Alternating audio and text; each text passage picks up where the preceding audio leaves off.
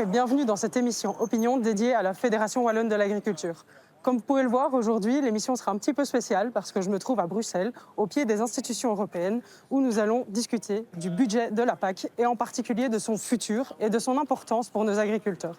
Alors je vous invite maintenant à me retrouver en studio dans les bureaux du COPA-COGECA, notre syndicat européen. Élie, vous êtes secrétaire générale du COPA au sein duquel on se trouve. Donc déjà, merci de nous accueillir. Et est-ce que vous pouvez nous expliquer un petit peu ce que fait le COPA ? Merci d'être là. Un grand plaisir de vous accueillir à la Maison des agriculteurs et des coopératives européennes. Le COPA et la COGECA sont des organisations historiques. Le COPA, représentant les agriculteurs, a été fondé en 1958 et une année après, 1959, la COGECA, représentant les coopératives agricoles européennes. Aujourd'hui, on représente des organisations nationales représentant soit les agriculteurs, soit les coopératives agricoles dans tous les pays membres de l'Union européenne, dont bien sûr la Belgique. Et ce qu'on fait, le travail qu'on fait, c'est de mettre ensemble les idées, les avis de nos membres par sujet. On travaille sur une très grande liste des sujets. Donc, tout ce qui a un impact sur notre secteur est un sujet de travail pour le COPA-COGECA. Donc, on met ensemble l'avis de nos membres. On décide de manière démocratique sur tout. Et puis, une fois qu'on a le mandat et la décision sur les différentes positions, on a une position à défendre auprès des institutions européennes. Et donc, vous travaillez notamment sur la PAC, la politique agricole commune. Est-ce que vous pouvez nous expliquer un petit peu brièvement ce que c'est la PAC ? Oh là là, ça c'est une question compliquée. Je vais essayer d'être le plus simple et compréhensible possible, parce que la PAC, je pense que je commencerai en disant que c'est la politique commune la plus ancienne de l'Union européenne. La PAC, aujourd'hui, elle répond à 3 types d'objectifs. Les objectifs économiques, parce que tout d'abord, le secteur doit être productif, doit avoir du profit. On doit soutenir le revenu des agriculteurs qui, encore aujourd'hui, est 60% moins que les revenus dans les autres secteurs de l'économie. Donc, un travail à faire dans cette direction et la PAC nous aide. Le travail des agriculteurs dans les marchés, qui est très important aussi, mais aussi le deuxième pilier, les objectifs environnementaux, les objectifs sociaux. Et donc pour ça, il y a un budget, en fait. Il y a tout à fait, il y a un budget. Ce budget est toujours décidé à un moment décisif pour le travail qu'on fait à l'Union européenne. C'est quand on travaille sur les cadres pluriannuels qui s'étalent sur 7 ans. Donc, c'est vraiment ce moment-là, aujourd'hui, parce que bientôt, au mois de juillet, la Commission européenne va proposer, qui a la responsabilité de l'initiative, va proposer ses idées sur la structure du budget et aussi sur les fonds qui vont aller dans les différents politiques. Quel est le problème alors à ce niveau-là ? Je dirais qu'à chaque fois qu'il y a cette discussion, la PAC, elle est toujours au centre de l'attention et des débats. Pourquoi ? Parce que la PAC, aujourd'hui, elle absorbe un tiers du budget européen. Dans le passé, c'était beaucoup plus. Aujourd'hui, on est à un tiers, donc vous imaginez que c'est une partie très importante. Donc, à chaque fois qu'on ouvre ce débat, il y a toujours les priorités qui sont plus d'actualité, dépendant du contexte global et européen. Et il y a toujours une compétition et une question, est-ce qu'on doit continuer à soutenir la PAC à travers le budget européen ? Mais cette fois, à part cette question, il y a une deuxième, parce que la Commission veut proposer une toute nouvelle structure du budget européen.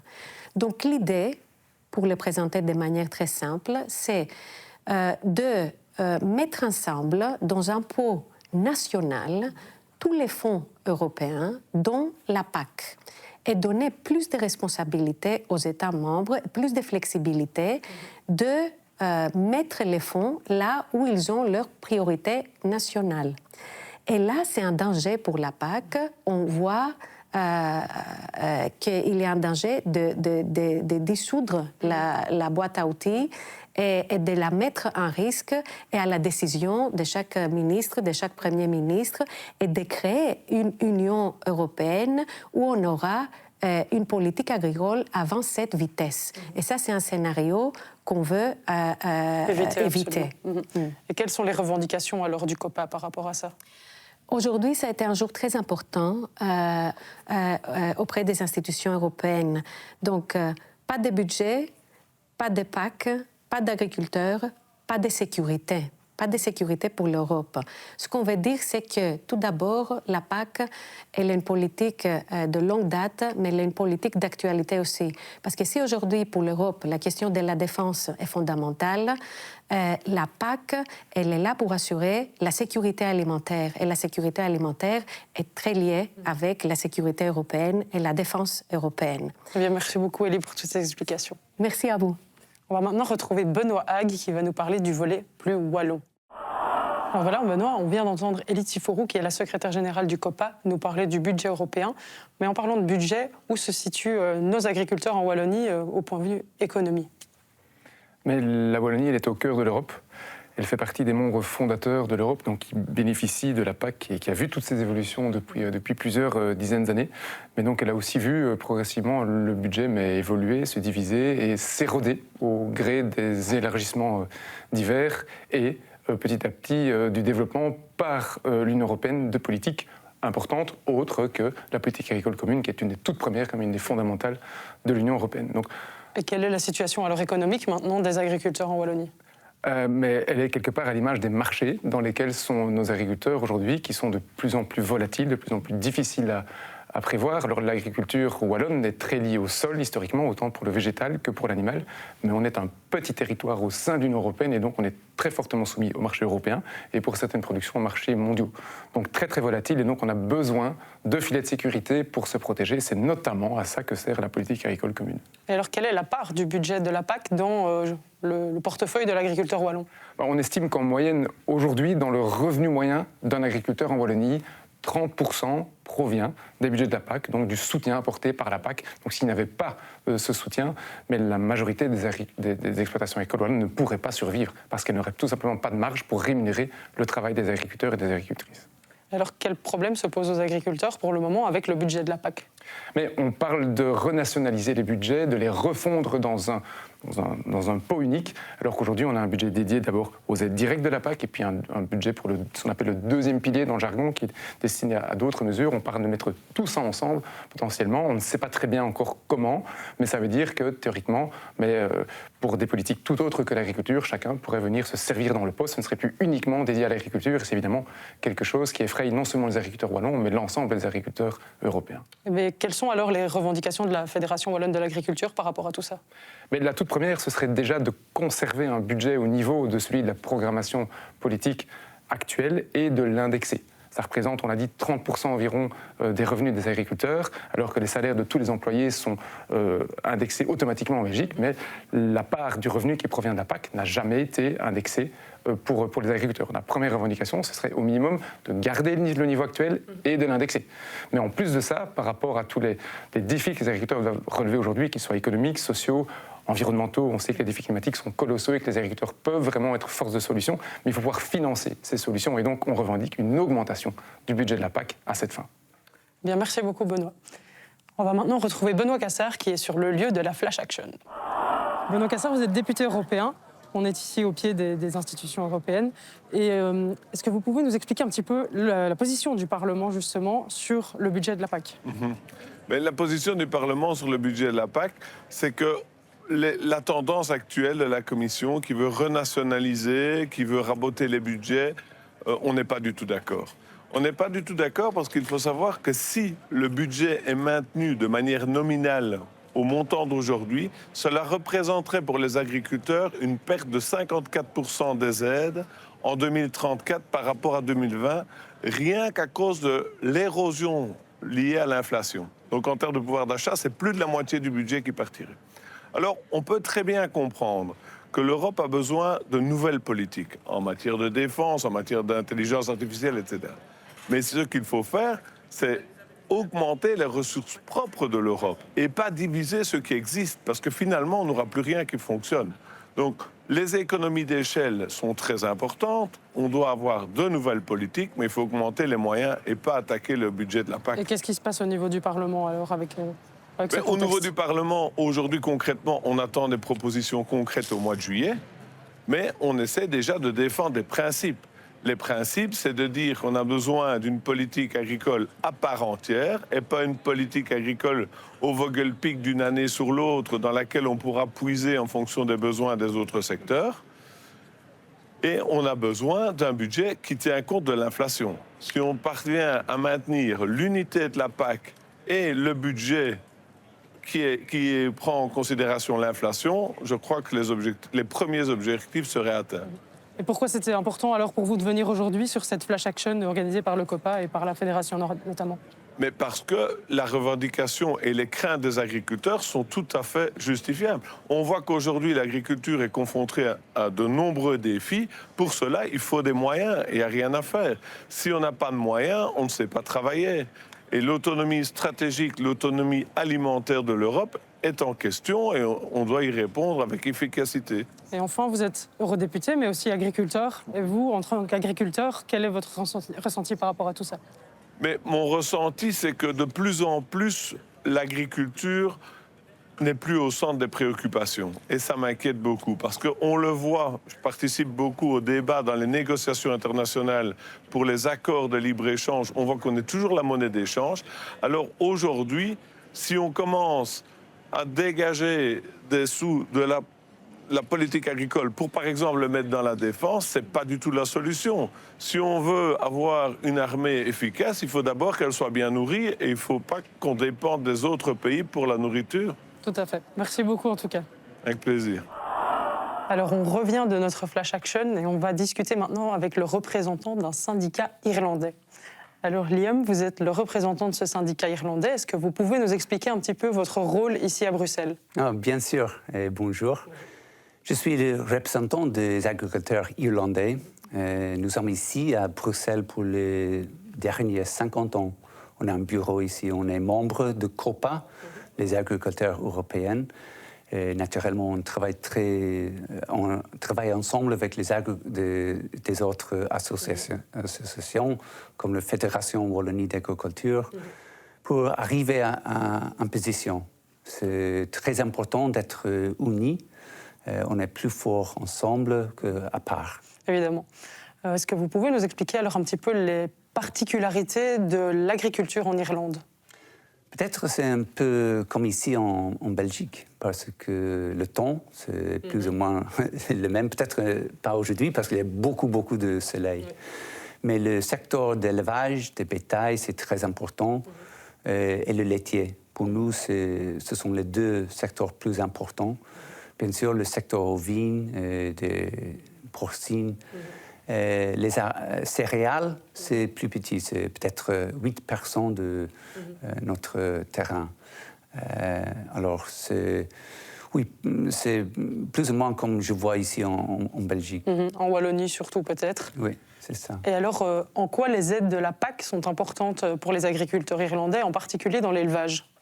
Dans le secteur élevage, on sait que le salaire, le moyen, c'est beaucoup moins de moyens industriels ici en Europe. On doit toujours travailler, combattre pour les agriculteurs, pour défendre la structure familiale qui existe pour les paysans, pour les agriculteurs irlandais. L'élevage, c'est situé plus dans des régions rurales. C'est difficile, même si peut-être à ce moment, les prix sont plus élevés, mais en même temps, les coûts sont plus élevés aussi. Plus élevés, ils ont augmenté. Et peut-être ça, c'est quelque chose que les politiciens oublient peut-être. Oublient, c'est ça. Et alors, quel est le danger potentiellement pour les agriculteurs en Irlande, mais de façon générale pour les éleveurs, d'une perte de budget de la PAC? Quel serait le problème? À ce moment, on discute sur une autre structure sur le budget. C'est quelque chose de nouveau. Le PAC a existé depuis des années ici en Europe. C'est très important, les deux piliers. Et des fois, il y a des gens qui n'ont pas l'expertise, l'expérience dans notre secteur qui font les décisions. C'est très important d'expliquer comment c'est important les paiements directs, mais même le soutien pour le développement rural. On doit expliquer, on a commencé avec les manifestations ici en Bruxelles, mais on doit continuer parce que ça passe très vite. Et on a entendu peut-être que la régulation va être proposée pour le budget et pour le PAC, même en juillet. C'était très, très proche. On n'a pas l'opportunité de discuter et d'expliquer notre position, mais on avait de la chance que le commissaire du budget, qui vient de Pologne... Oui, il était présent aujourd'hui. Il était présent et il a entendu nos revendications et les problèmes. Ah oui, et on va espérer, mais c'est très important qu'on approche les problèmes ensemble, comme j'ai dit. Bien, merci beaucoup Liam pour ces explications. Merci. On va maintenant retrouver une dame qui représente un syndicat autrichien pour nous expliquer un petit peu comment ça se passe avec la PAC de leur côté. Verena, vous êtes économiste agricole, mais vous êtes également à la représentation permanente de l'Autriche au niveau agricole. Est-ce que vous pouvez nous parler des spécificités de l'agriculture en Autriche ? Oui, comme vous savez, l'Autriche est un pays pas trop grand et ça, c'est vrai aussi pour nos structures agricoles. Donc, par exemple, en moyenne, une exploitation agricole a une surface agricole entre 20 et 30 hectares, c'est pas trop. Et en plus, à peu près 70% des exploitations agricoles ils sont situées dans des zones défavorisées. Ça veut dire qu'ils ont des surfaces qui sont très difficiles à exploiter, qui sont moins productives, par exemple, parce qu'ils sont situés en montagne. Donc, vous voyez, pour nous, pour l'agriculture autrichienne, c'est pas trop la quantité qui compte, c'est plutôt la qualité, c'est plutôt la multifonctionnalité. Donc, bien sûr, l'agriculture autrichienne, elle est précieuse pour garantir la sécurité alimentaire, mais elle est aussi précieuse grâce à des structures que je viens de décrire pour la biodiversité, pour des services environnementaux, pour le tourisme, pour les milieux ruraux, mais aussi pour toute notre identité, je dirais. Vous parlez notamment des services environnementaux. On sait aussi que l'Autriche a un des meilleurs taux de terres qui sont en bio. En quoi est-ce que la PAC joue un rôle là-dedans ? Oui, c'est vrai. En fait, il y a un marché très très fort pour des produits de l'agriculture biologique en Autriche, mais bien sûr aussi la PAC joue un rôle important. Pourquoi est-ce que je dis ça ? Même avec les 27% de l'agriculture biologique, on a encore une mesure spéciale, spécifique pour l'agriculture biologique dans notre programme agri-environnemental. Mais à part des agricultures biologiques, on a aussi un régime qui s'appelle l'agriculture respectueuse de l'environnement, de la biodiversité. C'est similaire à l'agriculture biologique. Et tout ça se déroule dans la PAC, mais aussi particulièrement dans le deuxième pilier. Ça, c'est essentiel alors pour maintenir tous ces efforts. Et pour nous, c'est très, très simple aussi concernant les discussions sur l'avenir de la PAC, sur la structure de la PAC. Si on veut maintenir une agriculture durable, une agriculture biologique, il faut absolument maintenir la PAC, une PAC très, très forte, mais aussi les deux piliers. Et donc le budget aussi de la PAC ? Oui, absolument, oui. Pas seulement maintenir, mais aussi adapter à l'inflation. Et on parle aussi de renouvellement générationnel. L'Autriche a un des meilleurs taux aussi en Europe. Est-ce que la PAC joue un rôle là-dedans ? Oui, bien sûr, la PAC joue un rôle important là aussi. Mais je pense que ce sont plusieurs aspects qui interagissent. Premièrement, l'Autriche a beaucoup investi dans la formation professionnelle des jeunes agriculteurs, des jeunes agricultrices, pour qu'ils puissent maîtriser les enjeux de l'avenir, mais aussi d'aujourd'hui, par exemple le changement climatique. Deuxièmement, il y a un régime, un bon régime pour ceux qui transmettent leur exploitation agricole, un régime de retraite. Et troisièmement, les transmissions, ils sont exonérés d'impôts. Et je pense que cela facilite les choses aussi. Mais concernant la PAC, il y a des paiements extra pour les jeunes. Il y a du soutien pour ceux qui veulent investir. Il y a du soutien pour ceux qui commencent à pratiquer l'agriculture pour la première fois. Mais pour être honnête, ce sont des paiements très importants, mais ils sont très faibles comparés aux investissements qui sont nécessaires pour préparer une exploitation agricole à l'avenir, pour par exemple acheter un nouveau tracteur, pour construire une étable qui est conforme à toutes les nouvelles normes et règles. Ça, c'est beaucoup plus cher. Et donc, en fait, garder un budget de la PAC qui soit important et fort, c'est crucial pour l'agriculture. Absolument. Eh bien, merci beaucoup, Verena, pour toutes ces explications. Merci pour l'invitation. On va maintenant retrouver Frank Sander qui va nous parler notamment de l'aspect grande culture. Alors, Frank, vous êtes vice-président du COPA, mais aussi président des betteraviers français. Quel est votre rôle un petit peu ici en tant que représentant de ces deux syndicats? Alors, avant tout, je suis agriculteur. Je suis agriculteur en Alsace sur la production végétale, à la fois de la grande culture, du maïs, du blé, de la betterave sucrière. Mais également du houblon, et avec d'autres agriculteurs, on produit du biogaz. Voilà un petit peu pour mon profil. Et puis, c'est vrai que je suis très engagé au service des agriculteurs, de l'agriculture, à la fois française, puisque comme vous l'avez dit, je suis président des betteraviers français, mais aussi vice-président de la FNSEA. Et depuis peu, vice-président du COPA COGECA. Et c'est vrai que dans nos fonctions aujourd'hui, tout est lié. Que ce soit la politique nationale, que ce soit celle belge, que ce soit la politique agricole belge ou française, mais on sait que c'est une forme de déclinaison dans la majeure des cas d'une politique européenne, et d'où l'importance de s'engager et d'être bien présent à Bruxelles. Et donc vous êtes plutôt axé grande culture, de ce que je comprends. Est-ce que vous pouvez nous expliquer un petit peu le risque de perte du budget PAC au niveau des grandes cultures? Moi, je pars du principe où, en moyenne, l'aide PAC constitue le revenu de l'agriculteur. Et donc, à chaque fois que vous allez bousculer les critères d'accès ou que vous allez baisser le budget, vous allez baisser le revenu de l'agriculteur. Et quand on sait qu'on perd 20% des agriculteurs, du nombre d'agriculteurs tous les 10 ans, et ben en fait, on sait qu'on ne peut pas bouger beaucoup ce budget-là.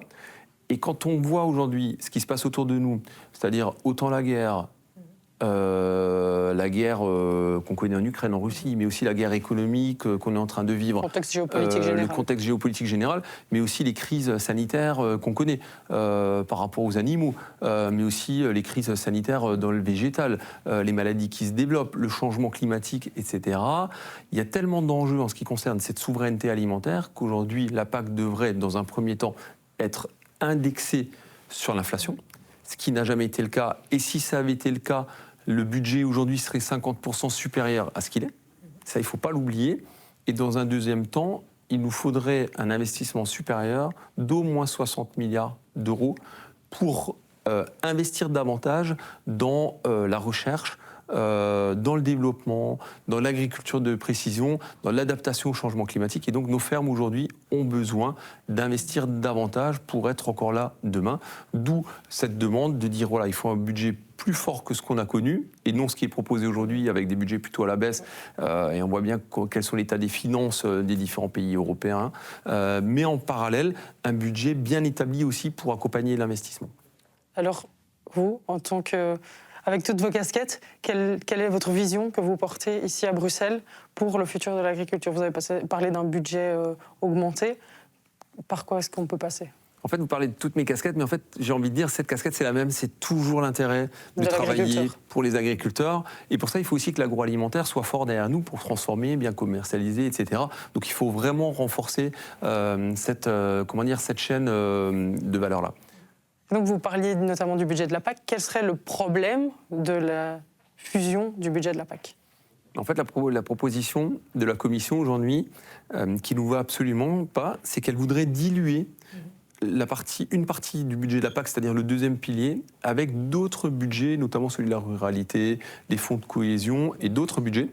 Et dans quel cas, le risque, alors que nous qui sommes des Européens convaincus, c'est qu'en fait on renationalise les aides PAC et qu'on donne la liberté à chaque État membre de faire un choix, en fonction de votre sensibilité, de davantage financer, d'accompagner les agriculteurs, ou l'inverse, c'est de financer d'autres programmes de restauration du centre du village, etc. Et dans quel cas, vous voyez, dans un premier temps, voilà, on dit qu'on va optimiser les choses, mais on perd l'identité et on finira par raboter. Donc aujourd'hui, on se bat à ce stade pour le budget, comme je le disais à l'instant, mais on se bat aussi pour que le budget reste bien identifié et bien fléché en direction des agriculteurs et qu'on le retrouve jusque dans notre ferme. Ça, c'est très, très important. Et enfin, en conclusion, est-ce que vous avez un message à faire passer aux agriculteurs ? Mon message à moi, c'est que même si tout est difficile autour de nous, il faut rester positif parce que l'homme aura toujours besoin de manger. Et le seul qui aujourd'hui est en capacité de lui fournir de l'alimentation, et une alimentation saine et de qualité, c'est l'agriculteur européen pour ses citoyens européens. Et il faut oser le dire, et il faut oser être fier aussi d'être européen, parce qu'on voit bien qu'autour de nous, les gros blocs qui se dessinent, etc., sont très puissants. Mais nous aussi, on a notre rôle à jouer. Et donc pour ça, pour relever ce défi de l'alimentaire, aussi une partie du non-alimentaire, avec la production de biomasse, avec la production d'énergie, et bien en fait, pour ça, il nous faut des moyens financiers, identifiés, d'accompagnement et surtout de visibilité pour les agriculteurs. Et il y a un point qu'il ne faut surtout pas oublier quand on est agriculteur, c'est que partout où on est, il faut qu'on demande à simplifier les dispositifs, parce qu'on est avant tout agriculteur, on n'est pas bureaucrate, c'est pas à nous de passer 30% de notre temps dans le bureau. Notre temps, il est dans les champs, auprès de nos cultures, auprès de nos animaux, exactement, plutôt que de faire de la paperasse qui est totalement inutile pour des bureaucrates qui, entre guillemets, ne cherchent qu'à remplir leur emploi du temps. Nous, c'est pas le cas. Nous, ce qu'on veut, c'est produire. Et ce défi-là, quand on est en guerre, parce que c'est le cas, et ben en fait, l'alimentation fait partie aussi de cet outil de la guerre. Et donc, c'est ce message-là qu'on porte. Et donc, il faut qu'on soit conscient que l'agriculture est, est d'un intérêt majeur pour nos citoyens. Et pour ça, il faut être fier de ce qu'on fait. Et on a encore beaucoup d'avenir pour les agriculteurs. Et donc, moi, je reste très, très positif, en tout cas pour eux, pour nous, pour ce qu'on est, quoi. Bien, merci beaucoup, Franck. Soyons fiers de notre agriculture. Exactement. Merci à vous. C'est déjà ici que cette émission sur le budget de la PAC se clôture. Alors, vous l'aurez compris, le budget de la PAC et son futur, surtout, sont très importants pour nos agriculteurs. Et c'est maintenant pour vous l'occasion plus que jamais de montrer votre soutien à nos agriculteurs en consommant local. Je vous remercie de nous suivre et à bientôt.